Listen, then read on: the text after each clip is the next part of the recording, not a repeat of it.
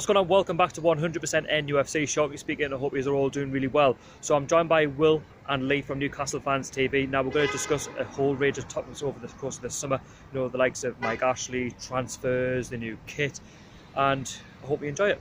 So Lee, we're going to start off with you. Now it's been a not so busy summer for Newcastle. You know, 10th in the Premier League. You know, there was so much, you know, optimism going into the summer. Mike Ashley potentially giving more money for, you know, players, and it just hasn't worked out like that. It's deflating, isn't it? We were just saying earlier on, weren't we, that pre-season, this is where you get excited. It's like, come on, we're going to get some football back and all of that, and you get excited, you're looking forward to the new kits, new signings. We get this every year. The kits have shot up in price. Don't get me wrong, they look nice, but 65 quid for a team that wins nothing is steep, and the signings are not exactly coming flying through the door. Don't get me wrong, we've brought in the right players possibly so far, that is. We need to see more, we need to see strikers and that, but it's just a bit, the optimism is just, I'm deflated, me, really am.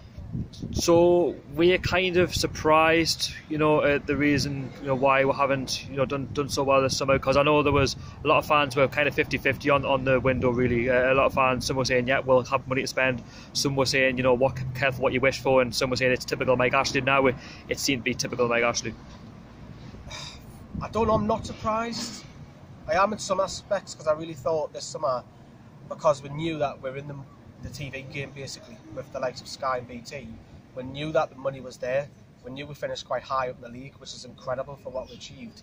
We knew that we still had transfers from outgoings like the Wijnaldums, the Sissoko ones, so we knew that there was still money coming in. The Ed Sheeran concerts as well, you know, the club would have made a good chunk, 10 to 15 million off those that weekend. So we knew money was there, and I was a little bit like, this is the time we're going to get improved players. I'm not expecting top end 40-50 million pound players, but I did expect the squads to stop looking like a championship squad and starting to look like a Premier League side. And it doesn't surprise me in some aspects, but it's same old. It's just history's back, and history shows us that we have to skip and scrape, and it is frustrating, like it really is. So Will, your thoughts on, you know, this summer, really, you know, your overall thoughts of, you know, what could have been to where we are now. It's, you know, same old, isn't it? Yeah, I mean, we've got to this point, and with 3 weeks to go, and the squad is in the exact same position as we finished it with. You know, we've signed 3 players, Dubravka for 4 million, which, you know, is a good deal, but I think it was harder to not get him. Kennedy on loan again, which is brilliant. Don't get me wrong, but you know, that was still the team we finished last season. We finally got our starting 11, and then we replaced Key for Marino, which means like for like. Only we've made 10 million off Marino and Key coming in on a free. The money that we know we generated, I don't know where it's gone. We aren't seemingly showing any ambition, especially by the fact that the line that's come out is that we need to sell before we buy, which, considering that we know that money's gone into the club, that shouldn't be the case. It doesn't need to be the case. The money is given to Premier League clubs to spend on transfers, and we're not doing that. You know, it's just being pocketed somewhere along the line, and we're having to sell Mitrovic before we buy Rondon. If we were to buy Townsend, we'd have to sell Richard beforehand. There's nothing like we can just go out and buy a player, so it's almost like we've got no money, which we know for a complete fact is a lie. It's just a complete lie. And we're waiting with 3 weeks to go. I mean, if in the next 3 weeks we sign all the players that we need to sign and sign good quality players, then everything's going to be rosy and fine, but there's nothing to prove that that's going to happen, nor do I think it is going to happen. I think there will be some, purely by the fact that some players will leave and we need the replacements for them. So, and Bemba's left, we do need to centre backs. I don't think Yanni should be fourth choice. If Mitrovic goes, we need a striker. But other than that, I don't see anything else happening. So are you just more frustrated? The fact is that because of the World Cup, I mean, I don't want to particularly blame the World Cup, but we just haven't, you know, acted fast. You know, we're basically going back to square one. You know, when, you know, the fans, you know, we'll finish 10th in the Premier League, and, you know, we should really be building on the squad, not, you know, keeping it the same. And you could say in all aspects, you know, that, you know, we are united and it's good to keep the squad, but we do need a little bit more added experience. You know, Perez got 10 goals last season, says it all, really. Yeah, it's the squad is still essentially the same, and I think there are definitely many times last season where the starting 11 in the Premier League was the same one that started in the Championship.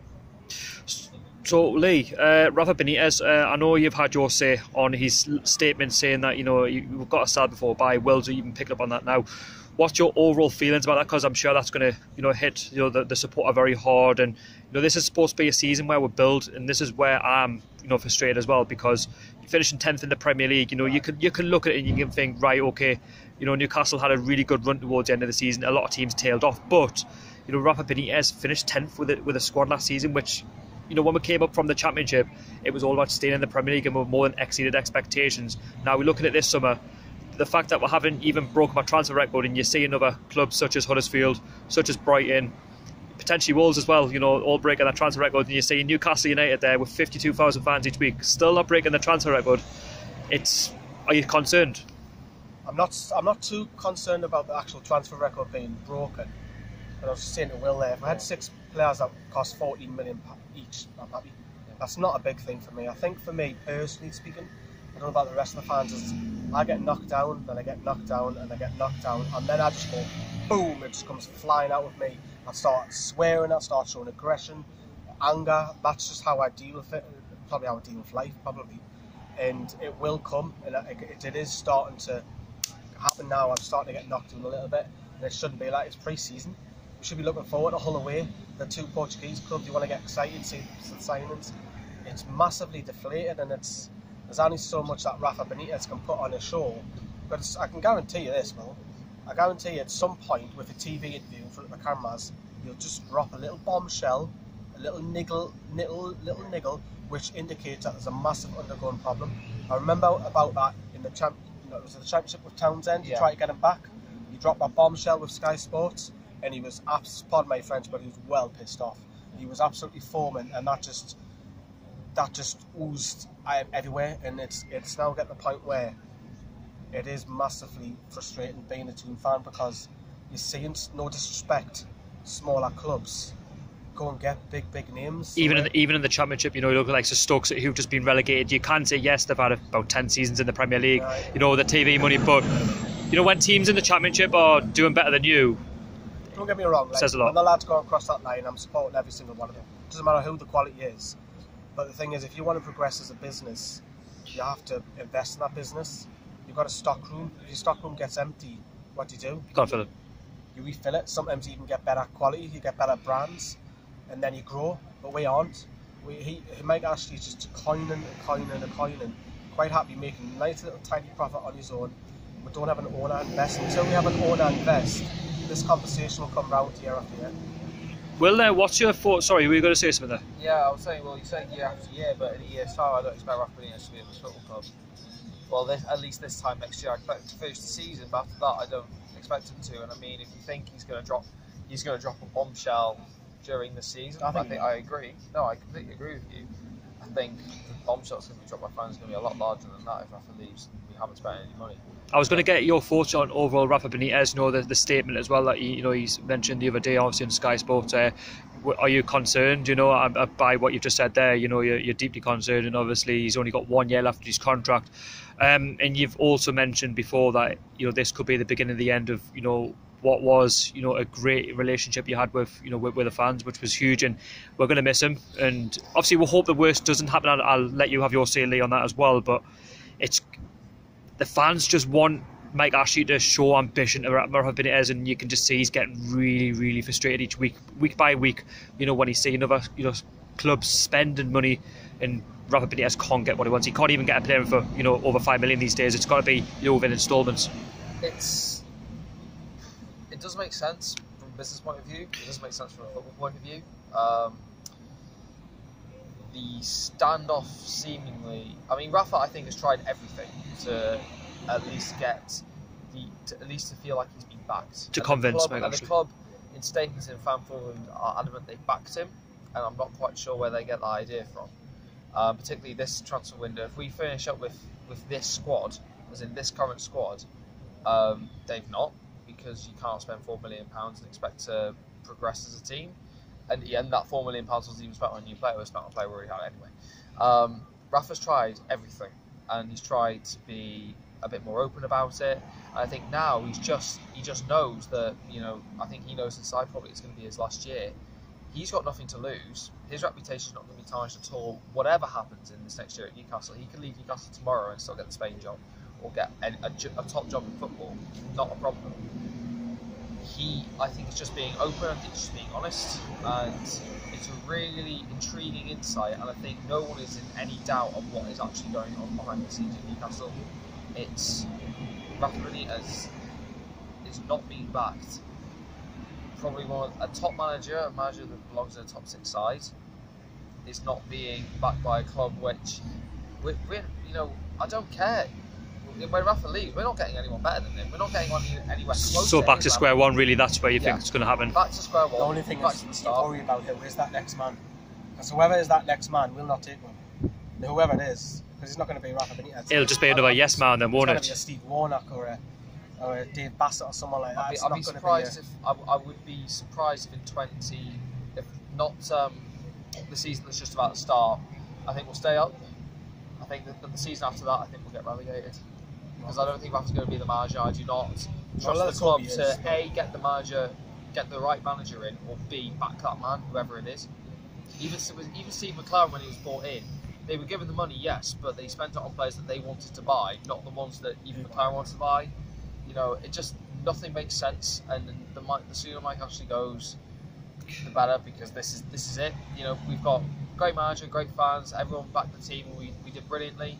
Do you think like if Rafa had a chief executive rather than Lee Charney, that things would go a lot better quality of it, like progression with transfers?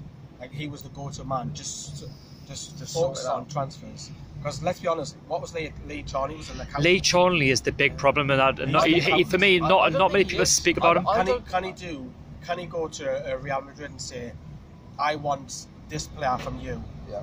Has he got the skills? I don't believe he has. Does not the football knowledge? I don't think that's his role though. I think there seems to be a chain of command where it goes where there's Rafa, then there's Lee Charney, then there's Ashley and Barnes. Rafa asks Charney what he wants to do and all this. Then Charney goes to Ashley and then they say no.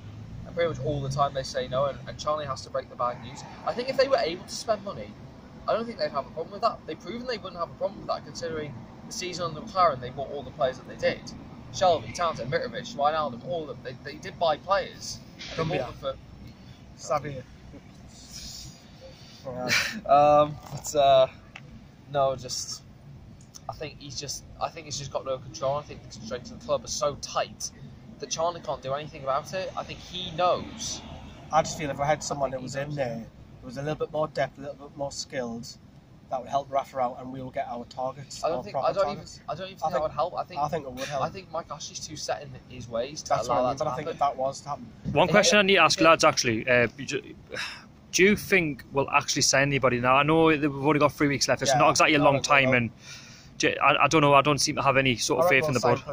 We will, because we've sold players. Because we'll sell them. Mitrovic will be sold within a week. Ben Bell looks close. Jack Colback looks like he's effectively loaned and gone.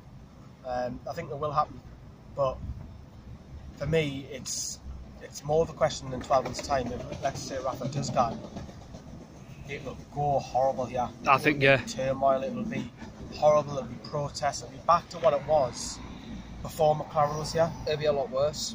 I think it'll be a lot worse because it will spiral. Because they've given up the chance to have any success at this club by letting Rafa Benitez walk away. And it's not by the fact that they... He is the glue.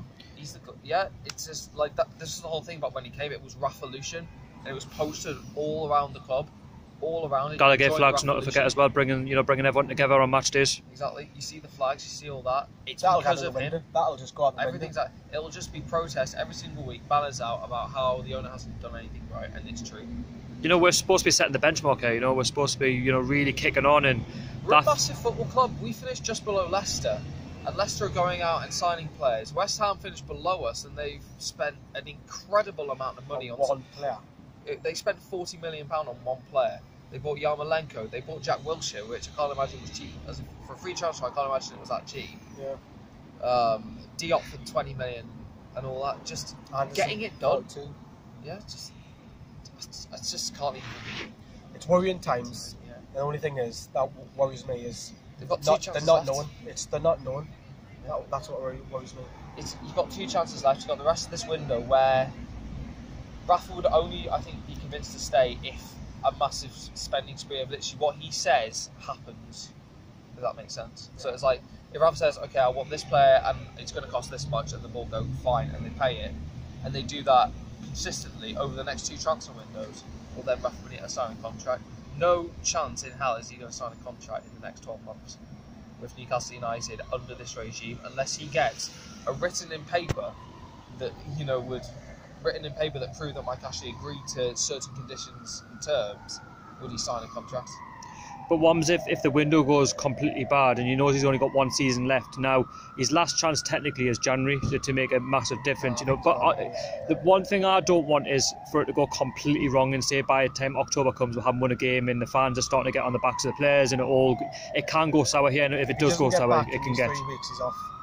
I think just regardless of what happens in January, because Rafa would have already had that mindset, not leaving till the last few months. It doesn't make any sense for him not to be back in this window and then be back in January. Oh yes, I'm signing. No, it's not going to work. What I don't want to hope is that we don't have a season like Stoke did, because we got a mock users back. You know, he had that season. You know, last season. I don't think that's the thing. We'll never get on Rafa's back.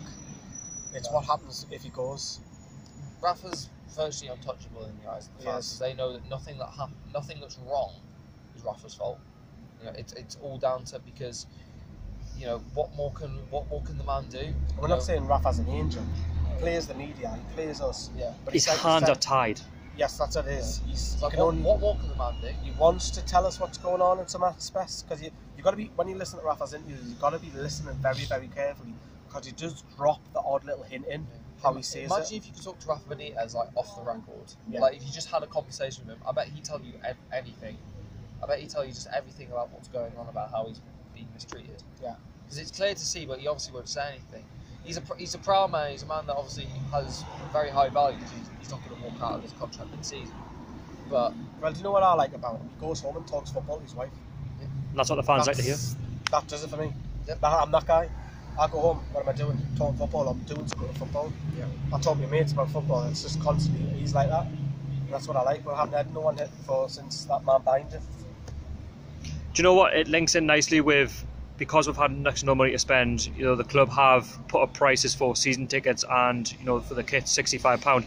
Now I want to get your opinions on this, because fans are not happy about it, and, you know, for the North East not exactly being the richest of areas, and, you know, we do work hard, and £65 is a little bit extortionate. I mean, I know the club don't force you to buy the kits, but it is really expensive on the eye, and obviously Sports Director have had a massive problem with that, and being thank God they're nice kits. For me, the price, for me personally, the price isn't a massive problem. However, it's the fact that they're not telling us why. Why is it £65 the highest in the UK in Sports Direct? We didn't win nothing. And for some people, less fortunate people, can't afford from whatever, £200, £300, £400 a week that they get to take £65 away, because they've got to pay rent, they've got to pay the child, they've got to feed the children, etc. That's not, it's the fact that it's a massive hike in price. The season tickets, as I've said already, I can get why, but if you're putting prices up, you've got to have something to back that up with, something with an end product. And in a minute, if you're going to put the prices up in 12 months' time, we've bought a striker for 30 million, fair enough. I'm happy to pay that. Yeah. What about yourself, Will? I think it's always frustrating, and I mean, when the prices go up, there's normally a reason for it, and there's no reason to pay the extra money. What reason do we have apart from out of our own loyalty, which is very strong and is why the people keep going back? But the club aren't showing any ambition to appease the fans, because they know what we want. You know, it's very easy to see what we want. We want to see that the club are ambitious enough, and it's not even ambitious from their part. It's just to back the manager and just let him do what he wants. Just let him have his say. The thing is, everybody knows what's going on in the city centre. You don't have to be you don't have to be clued up about the club. You can ask a random, no disrespect to a lady, you can ask the next lady, what does Newcastle United need to do? And I'm pretty 95% certain they would say, back Rafa. Back Rafa or buy a striker. It would be one of those two options. They don't have to be in the loop. They know it's the same problem year after year after year after year. It's just re-repeat, like a broken record, and that can't be fixed, unfortunately, until he clears off. Like, you know, it is a business, and the product we are being sold currently right now, I mean, as I said, you know, if we bought whatever players, for example, if we bought them and they were there and they were sorted out, and then Rafa Benitez signed a contract, you know, it was one of the reasons why season ticket sales were so high last season, because it was like, you know, what makes me laugh is the happiest time Newcastle fans were is probably since under Mike Ashley. Well, not the happiest, or one of them, is when we got relegated. How stupid is that? Because we had Rafa Benitez. Yeah. Because they've done the right thing by keeping Rafa Benitez on. That'll go down, ironically, as one of the highlights. Yeah. I wrote an article for, like, I think in school, about how it was about a beacon of new hope. You know, it was like we got relegated, we've taken a step back, but we've taken 3 steps forward in securing a world-class manager. Big name as well. Somehow we've done it, but we had, and it was just like, okay, now things are going to change, and they haven't. They haven't changed. What's the highlights under Mike Ashley? 5th. We got 5th. How we got 5th? In securing Rafa Benitez. That is the 2 highlights. That is it. Championships? No, that's not a highlight for me. Actually, we should win a championship. They're the 2 highlights. Securing Rafa Benitez after a long-term contract and finishing 5th in 10 years. That's all you've got to show for. It's quite sad, isn't it, when you look at the bigger picture? I mean, the crowd that turn up there week in, week out, and you know, we've got nothing really to shout about. Don't get me wrong, you've got a lot of things that do go right. Like, you've got mad home and away support. You know, you got across the UK and you guys, oh, you Geordies are mad. You always follow your numbers. I don't want to be heard that. I do not want to hear about that. I want to know how great my team is winning trophies. I want to hear a local Geordie voice speaking up, saying, I am proud of them lot who won the trophy. And they didn't have to win trophies. It's the competing, it's the ambition to show the hope. That's why we support the club, is hope. That's what keeps it going. Every club in the Premier League is ambitious. Every club in the current Premier League is ambitious, and they've shown signs of ambition apart from one, and that's us. You know, you see the likes of Huddersfield, who've been in the Premier League this season, they've broken their transfer record I don't know how many times. And look at Liverpool, man. They can't spend nearly 70 million on a goalkeeper, for God's sake. Yeah. I mean, do you remember when we finished above Liverpool? I would love to have 70 million for the whole squad, never mind. Our squad, I think, I calculated the squad isn't even 70 million. You know, I think it was something about how costly the Man United squad was. I think Pogba cost more than Newcastle United. Yeah. Obviously, you know, since the season's finished, well, as we go into the new season now, you know, we've got pre-season coming up. We've just had St. Pat's, you know, 1-2-0. You know, we've got the likes of Hull coming up, Porto coming up. You know, we've got the new season coming up. Fixtures aren't exactly kind, but we've obviously got to play all the games throughout the season. We've got to play them eventually. What's your overall thoughts of, you know, going into pre-season? One shining light that you might get, and this is ironic, the one shining light that you might get if we don't sign any players, you might actually help a local lad get into that first team and be amongst the first team. So, Carl Roberts is local, Victor Fernandez is obviously Spanish, but yes, he is my tip. Love him. You know, you've got Sean Longstaff, Armstrong. What's going to happen there? That could be. If we don't sign a striker, that's an interesting It could option. be that we have a couple of Geordies. They might not be regulars, but they might be on the bench here and there a lot more. That's possibly maybe the one hope. The pre-season is all about hope, and I've got no hope, unfortunately. So when the Premier League comes off, don't get me wrong, I'll be excited, and it's Spurs, it's Man United, it's Chelsea, how are lads and all of this, 3 points, all of that. That's what you do, because no matter who pulls up that black and white, whether you're from South Korea or you're from Gateshead, you go out and support that person. What about yourself, Will? Are you looking forward to pre-season? You know, the new season ahead. I know we haven't really done great in the window. I am looking forward to it because I love football, and I'm a fan of football, and I'm looking forward to seeing the new Premier League season. I'm looking forward to seeing teams like Liverpool. I want Liverpool, who are my early tip for a Premier League title this season. But in terms of Newcastle, I definitely don't expect us to improve because we've got the same squad, we've got the same players. The starting 11 is exactly the same. We could actually be weaker. We could end up being weaker. You know, it's not. You know, there's no reason to think that we're going to do any better. We can only judging by how all the teams are strengthened, we're going to go backwards. We are going to go backwards, and the teams that have come up from the Championship, you know, they're not sort of like minnows that have come up, in no disrespect to any clubs in the Championship, but Wolves, who've got a massive backing behind them, spend a lot of money. Fulham, who have got some brilliant players. You know, I'm super excited to see how Ryan Sessegnon gets on. Yeah. And you got Cardiff, who you know, they're probably the weakest of the three, you know, in my opinion. But they're still spending money. They're still breaking their own personal records, and they're showing ambition. We're not. Every other club is. Just us. So, Will, just a couple of questions before we wrap up, and I'll move on to you in a second, Lee, as well. Where do you think we'll finish then for the new season? Average 14th. 14th place, and a message to the fans, you know, that are going to be supporting the lads next season. I know it hasn't all gone too well, but can you give any sort of positivity to any fans, you know, that are going to be watching Newcastle? I mean, I know it's hard, I understand, because obviously it hasn't been the greatest summer, which were... As a line to say, I'd say support the team, not the regime. Enjoy it, because this is probably the best season we're going to have for a while. Because after this season, once Rafa goes and there's going to be no squad turnover and a new manager coming in and who doesn't know these players, who is not going to get the most out of them, good luck to you all. And it wouldn't surprise me if in 5 years' time Newcastle were in the Championship and had been there for a couple of seasons and would be there for a bit longer. There's no way I can see this being saved once Rafa leaves.